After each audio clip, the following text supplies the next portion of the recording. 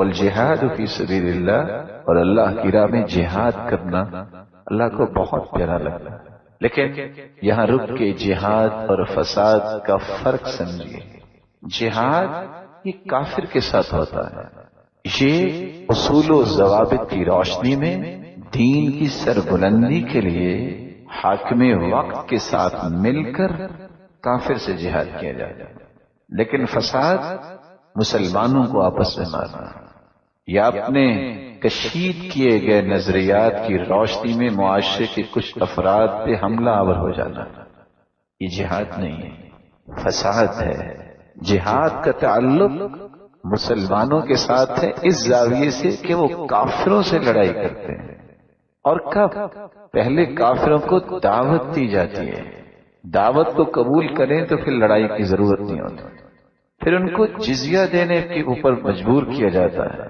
اگر وہ جزیہ دے کے آپ کی حکومت کے تحت آپ کے اصول و ضوابط کی روشنی میں آپ کے ساتھ رہنا چاہتے ہیں، آپ کی متحدی میں، پھر بھی لڑائی کی ضرورت نہیں۔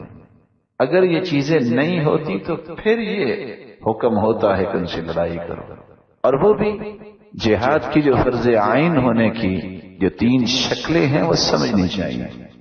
حاکم وقت اذا استنصر امام المسلمین، مسلمانوں کا حکمران جب کہہ دے آؤ ایمان کو، آج اسلام کو ضرورت ہے، تو پھر کسی کو پیچھے نہیں ہٹنا چاہیے۔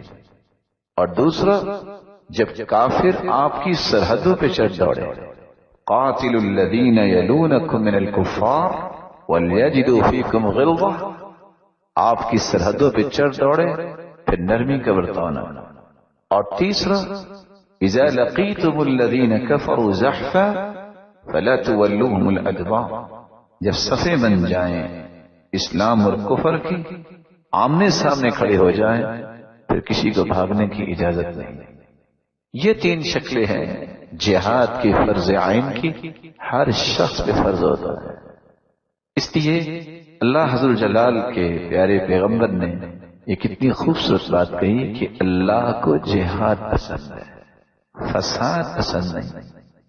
اس لیے امت کو یہ آگہی دینی چاہیے کہ جہاد اور فساد میں جو فرق ہے، جس کے نتیجے میں آج اسلام اور قرآن کی اصطلاحات اور ٹرمینالوجی جو جہاد کی ہے اس پہ تانا دیا جاتا ہے۔